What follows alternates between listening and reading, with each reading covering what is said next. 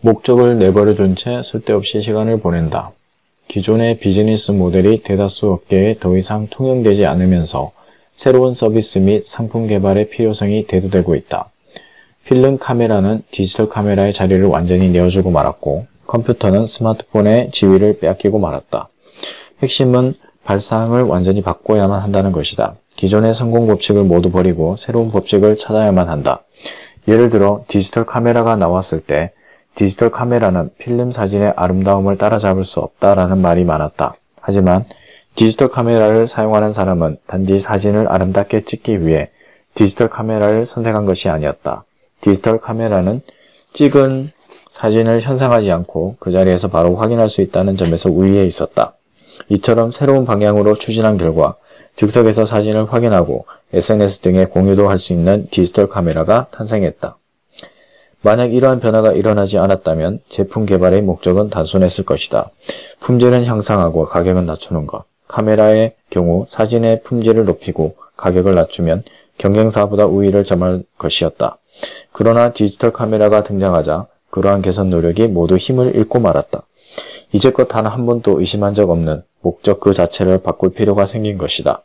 그렇다면 이처럼 새로운 목적은 어떻게 해야 발견할 수 있을까? 혁신가는 기존의 목적을 의심할 수 있는 사람이다. 다른 일에 쓸데없이 시간을 낭비하지 않고 목적을 향해 곧바로 나아가는 사람은 그런 일을 할 수가 없다. 기존의 목적을 완전히 버리고 행동할 수 있는 사람, 쓸데없는 일에 시간을 낭비할 수 있는 사람이 혁신을 만들어낼 수 있다. 내가 제안하는 필드 플레이어가 바로 그런 사람이다. 최근에 아무 생각 없이 거리를 거닌 적이 있는가? 아침이 되면 출근하고 저녁에는 잠시 편의점에 들렀다가 집으로 돌아가는 생활을 반복하지 않았는가? 사람은 바쁠수록 목적지를 향해 일직선으로 나아간다. 시장 상황이 변하지 않는다면 이대로도 상관없다. 하지만 혁신이 요구되는 시점이 되면 그동안 놓치고 있던 새로운 니즈를 알아차려야 한다. 새로운 아이디어를 떠올리기 위해서라도 목적지를 향해 일직선으로 나아가지 말고 드넓은 필드를 이리저리 돌아다녀 볼 필요가 있다.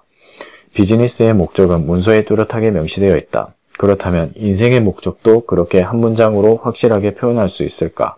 조금 철학적인 질문이라서 결코 쉽게 대답하기 힘들다. 하지만 인간은 누구나 어딘가에 있을 인생의 목적을 잠재적으로 느끼며 살아간다. 그러다 고난을 겪거나 궁지에 몰렸을 때 말로 표현할 수 없는 그 목적을 문득 떠올리기도 한다. 사실 비즈니스도 마찬가지다. 문서에 나와 있는 형식적인 목적이 아니라 애초에 그 비즈니스를 시작하려고 마음먹은 진정한 목적은 무엇이었을까? 사업을 하다 보니 점차 제품을 만들어 파는 것만이 목적으로 바뀌어 버린 것은 아닐까? 기존의 형식적인 목적을 버리고 아무 생각 없이 지내보자. 그리고 몸으로 떠올려보자. 혁신가는 이처럼 목적이 있는 시간 낭비를 즐길 줄 아는 사람이다.